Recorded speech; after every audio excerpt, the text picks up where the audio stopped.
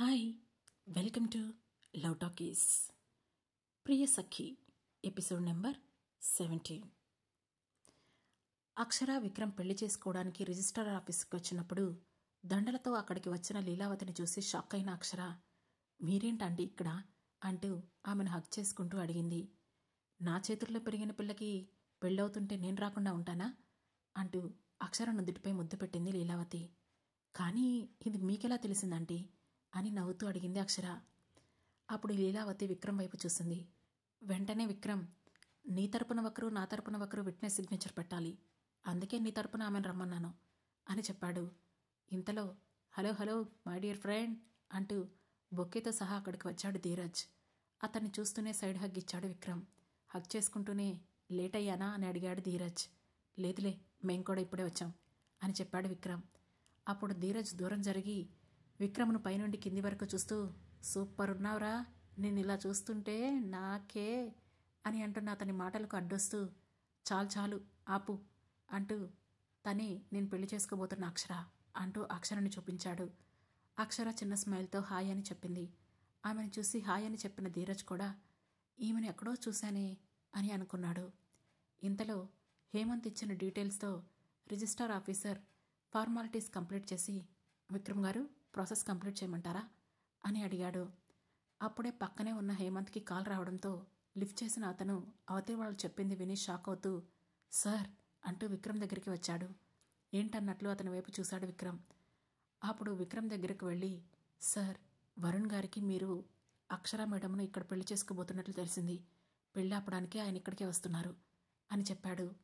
ఆ మాట విన్న విక్రమ్ చిన్న స్మైల్తో రిజిస్ట్రార్ ఆఫీసర్ వైపు చూసి, ఓ ఇంపార్టెంట్ పర్సన్ వస్తున్నారు, ఒక 5 minutes వెయిట్ చేయండి అని చెప్పాడు. ఆ మాట విని కొంచెం అనుమానంగా, ఇంకెవరు రావాలి, తాతయ్య గారేమన్నా వస్తున్నారా అని మనసులోనే అనుకుంది అక్షర. ఇంతలో ఎవరు వస్తున్నారా విక్కీ అని అడిగాడు ధీరజ్. విక్రమ్ చిన్న స్మైల్ ఇచ్చాడు. ఇంతలోనే అక్షర అక్షర అంటూ కోపంగా అరుస్తూ లోపలికి వచ్చాడు వరుణ్. అతన్ని చూస్తూనే షాక్ అవుతూ విక్రమ్ వైపు చూసింది అక్షర.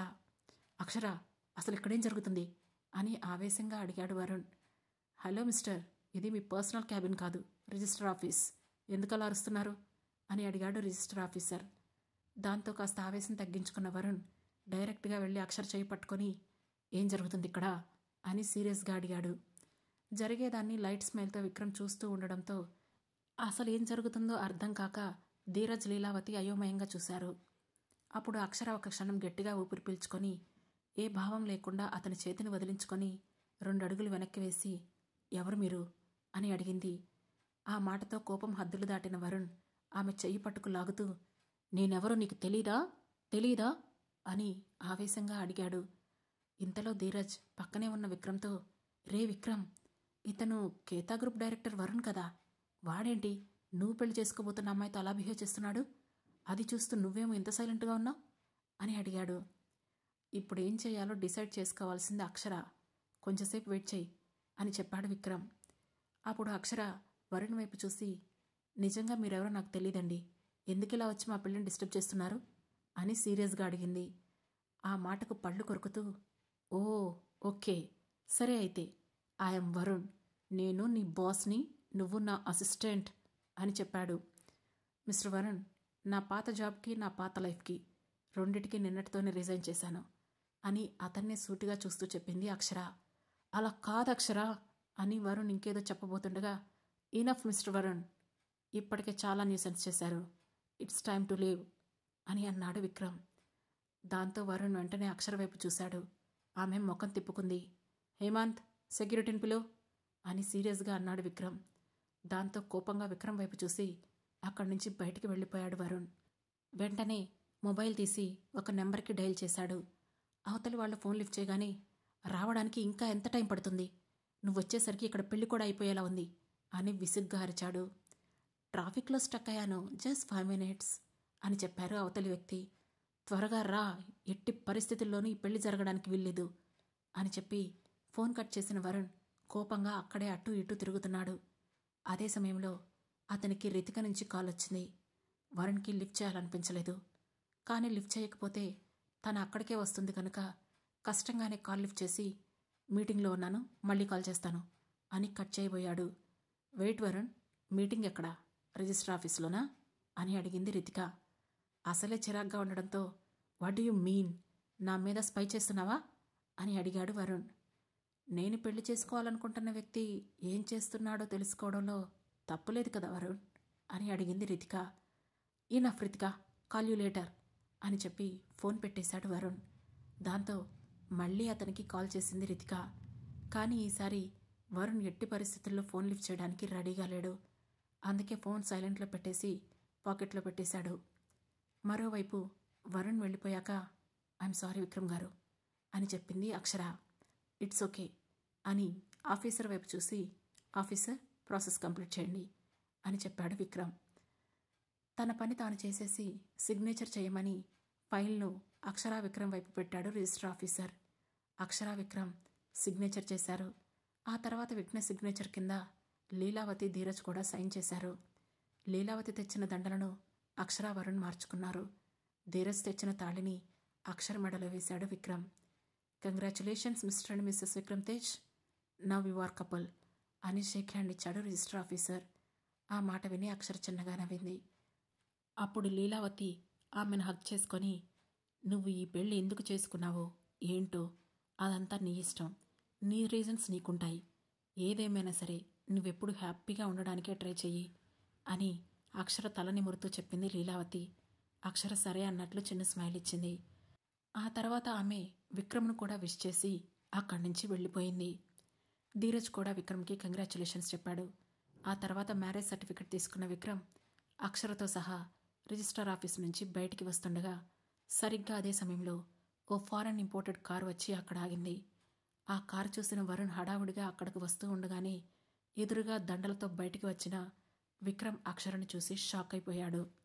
అప్పుడే ఫారెన్ కారులో నుంచి సింగిల్ పీస్ థై షో చేస్తూ టైట్ డ్రెస్లో షార్ట్ హెయిర్తో బొకేతో సహా దిగిన ఓ అమ్మాయి నవ్వుతూ, హే విక్రమ్, కంగ్రాట్స్ అంటూ వెళ్ళి అతనికి బొకే ఇచ్చి అతని లిప్స్కి చిన్న పెక్ ఇచ్చింది.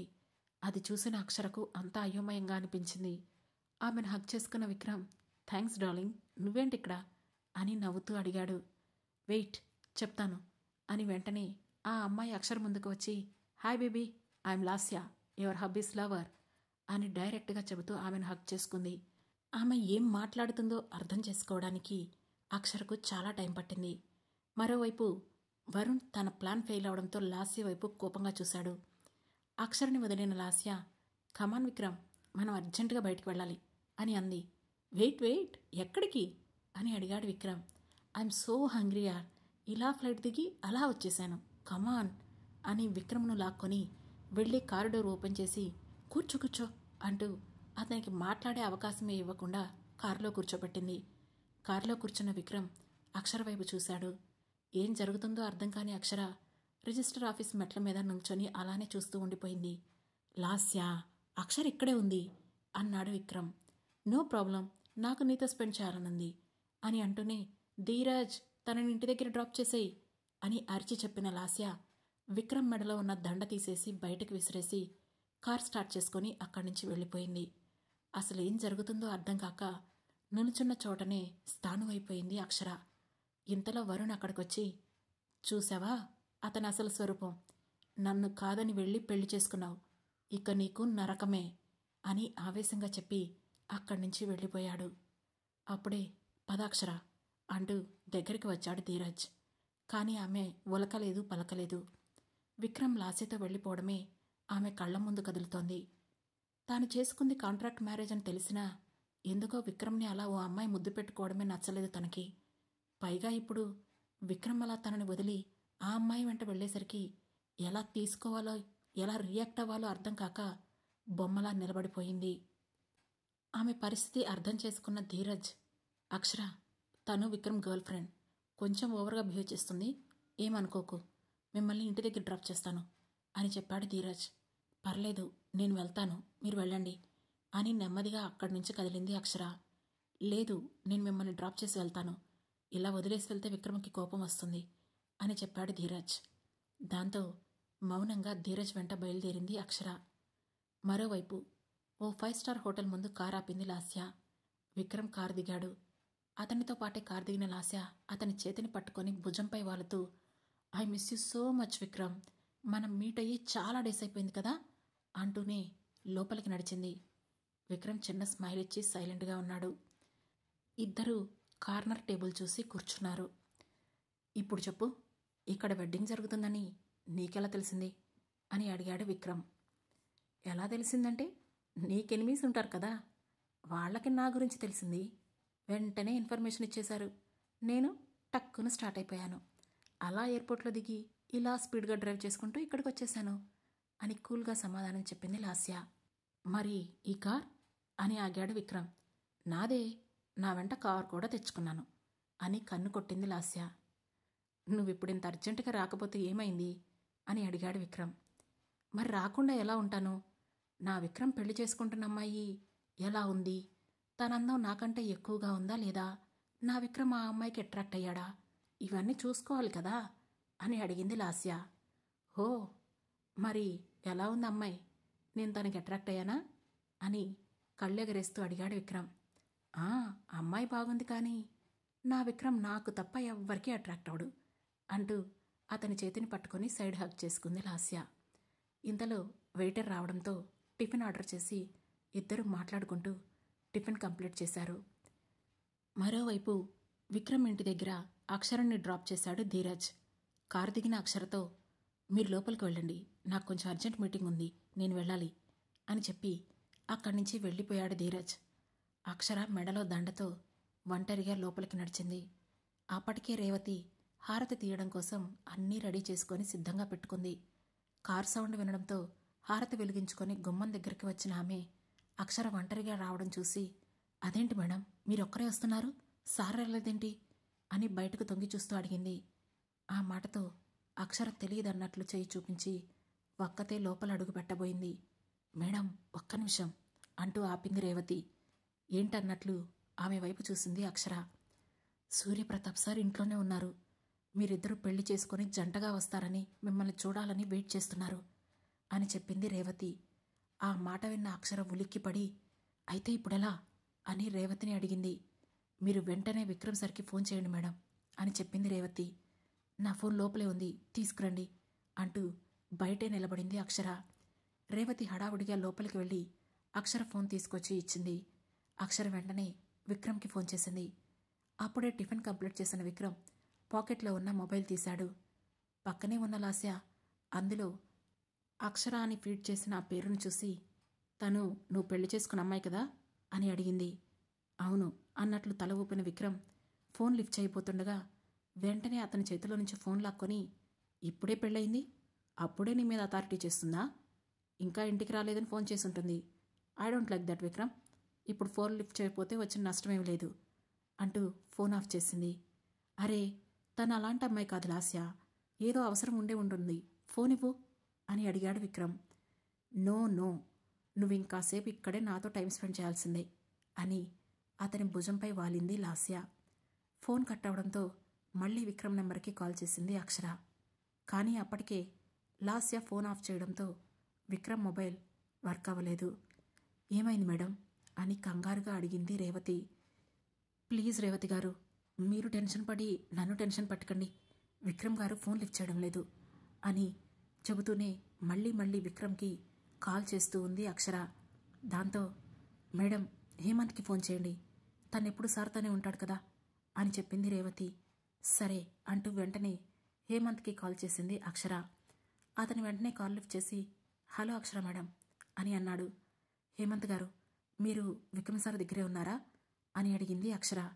ఎస్ మేడం, సార్ లాస్య మేడంతో రెస్టారెంట్లో ఉన్నారు, నేను బయటే ఉన్నాను అని చెప్పాడు హేమంత్. ఆ మాటతో ఒక క్షణం మనసు చివుక్కుమనగా, ఓకే, ఇక్కడ సూర్యప్రతాప్ గారు వచ్చారు, ఆయన మా కోసమే వెయిట్ చేస్తున్నారు, నేను ఒంటరిగా లోపలికి వెళ్తే ప్రాబ్లం అవుతుందేమో, వెంటనే విక్రమ్ సార్ని రమ్మని చెప్పండి అని చెప్పింది అక్షర. ఆ మాట విన్న హేమంత్ కూడా ఆశ్చర్యపోతూ, oh my god, Suryapratap sir వచ్చారా, అయితే మీరు ఎట్టి పరిస్థితుల్లోనూ సార్కి ఒంటరిగా కనిపించకండి, నేను ఈ విషయం ఇప్పుడే విక్రమ్ సార్తో చెబుతాను అని కాల్ కట్ చేసి హడావుడిగా లోపలికి వెళ్ళాడు. అతన్ని చూస్తూనే, చూడు నీ అసిస్టెంట్ ఏదో మోసుకొని వస్తున్నాడు అని విసుగ్గా అంది లాస్య. ఏమైంది అని అడిగాడు విక్రమ్. సార్, సూర్యప్రతాప్ సార్ వచ్చేశారట అని చెప్పాడు హేమంత్. ఏంటి, తాతయ్య వచ్చారా? ఎక్కడున్నారు అని షాక్ అవుతూ అడిగాడు విక్రమ్. ప్రస్తుతం ఇంట్లోనే ఉన్నారు సార్. అక్షర మేడం ఒక్కరే ఇంటికి వెళ్ళారు కదా, ఆమెను చూస్తే ప్రాబ్లం అవుతుంది. అందుకే మేడం మీకోసం బయటే వెయిట్ చేస్తున్నారు అని లాస్య వైపు చూస్తూనే భయంగా చెప్పాడు హేమంత్. ఆ మాటతో అందుకే నాకు అక్షర కాల్ చేసింటుంది. సరే లాస్య, నేను వెళ్తాను, ఈవినింగ్ కలుస్తాను అని చెప్పి అక్కడి నుంచి లేచాడు విక్రమ్. అబ్బా, మీ తాతయ్య ఉన్నాడే, మనిద్దరిని కాసేపు కూడా ప్రశాంతంగా ఉండనివ్వడు అని విసుగ్గా అంది లాస్య. ఆ మాటతో సీరియస్గా ఆమె వైపు చూశాడు విక్రమ్. సరే సారీ, నువ్వు అంత సీరియస్ అవ్వకు, మనం ఈవినింగ్ మీట్ అవుదాం అని అతన్ని హగ్ చేసుకుంది లాస్య. వెంటనే ఆమెకు సైడ్ హగ్గిచ్చి అక్కడి నుంచి ఇంటికి బయలుదేరాడు విక్రమ్. మరోవైపు అక్షర ఇంటి బయటే గోడకు ఆనుకొని విక్రమ్ కోసం మెయిన్ గేట్ వైపు చూస్తూ వెయిట్ చేస్తుంది. రేవతి కూడా టెన్షన్గా లోపలికి బయటికి తిరుగుతూ డోర్ దగ్గర నుంచుంది. సరిగ్గా అదే సమయంలో సూర్యప్రతాప్ తన వీల్ చైర్ను ఆపరేట్ చేసుకుంటూ బయటకు వచ్చి, రేవతి, విక్రమ్ వాళ్ళు వచ్చారా అని అడిగాడు. గోడ పక్కనే ఉన్న అక్షర భయంతో ఇంకొంచెం అవతలి వైపుకు జరిగింది. రేవతి తడబడుతూ, లేదు, ఇంకా రాలేదయ్యగారు అని భయంగా చెప్పింది. అదేంటి, వాళ్ళ వెడ్డింగ్ పిక్ హేమంత్ నాకు పంపించి 1 అవర్ దాటిపోయింది, అయినా వాళ్ళు ఇంకా రాకపోవడం ఏంటి అని అనుమానంగా అడిగాడు సూర్యప్రతాప్. ఆ మాటతో రేవతి ఏం చెప్పాలో తెలియక చేతులు నలుపుకుంటూ నుంచుంది. ఇంతలో సూర్యప్రతాప్కి ఏదో కాల్ రావడంతో అతను ఫోన్ లిఫ్ట్ చేసి మాట్లాడాడు. అది చూసిన రేవతి రిలాక్స్ అవుతూ, విక్రమ్ సార్ త్వరగా వస్తే బావుండు అని అంది. అక్షర కూడా టెన్షన్గా చూస్తూ ఉండిపోయింది. మెడలో దండ బరువుగా అనిపిస్తుంది, కానీ తీసేద్దామంటే ఇప్పుడు అవే దండలతో చూడడానికి సూర్యప్రతాప్ వచ్చాడని అర్థం చేసుకొని వాటిని మోస్తూ అక్కడే నించొని విక్రమ్ కోసం చూస్తోంది. ఇంతలో ఫోన్ కాల్ మాట్లాడడం అయిపోవడంతో వీల్చైర్ ఆపరేట్ చేసుకుంటూ డోర్ దగ్గరికి వచ్చాడు సూర్యప్రతాప్. అతన్ని చూస్తూనే వణికిపోతూ, మేడం, అయ్యగారు వస్తున్నారు, మీరు కొంచెం ఆ గోడ పక్కకు వెళ్ళండి అని నెమ్మదిగా చెప్పింది. దాంతో అక్షర అటువైపు వెళుతుండగానే ఆమెను చూసేసిన సూర్యప్రతాప్, అక్షరా అని పిలిచాడు. దాంతో ఉలిక్కిపడ్డ అక్షర సూర్యప్రతాప్ వైపు చూసింది. నువ్వేంటి ఇక్కడ ఒంటరిగా ఉన్నావు, విక్రమ్ ఎక్కడా అని అడిగాడు సూర్యప్రతాప్. ఆ మాటతో అక్షర, రేవతి ఇద్దరూ భయంగా బిత్తర చూపులు చూడడం మొదలుపెట్టారు. వాళ్ళిద్దరినీ అనుమానంగా చూస్తూ, మిమ్మల్ని అడిగేది, విక్రమ్ ఎక్కడా అని గట్టిగా అడిగాడు సూర్యప్రతాప్. ఆ తర్వాత ఏం జరగబోతుందో తెలుసుకోవాలంటే వెంటనే మా లవ్ టాకీస్ ఛానల్ను సబ్స్క్రైబ్ చేసుకొని ప్రియసఖి సిరీస్లోని నెక్స్ట్ ఎపిసోడ్ను వినండి. మా ఈ కథ మీకు నచ్చినట్లయితే లైక్ చేసి, షేర్ చేసి, కామెంట్ చేసి, హై పాయింట్స్ కూడా ఇచ్చి మమ్మల్ని సపోర్ట్ చేయండి. Thank you.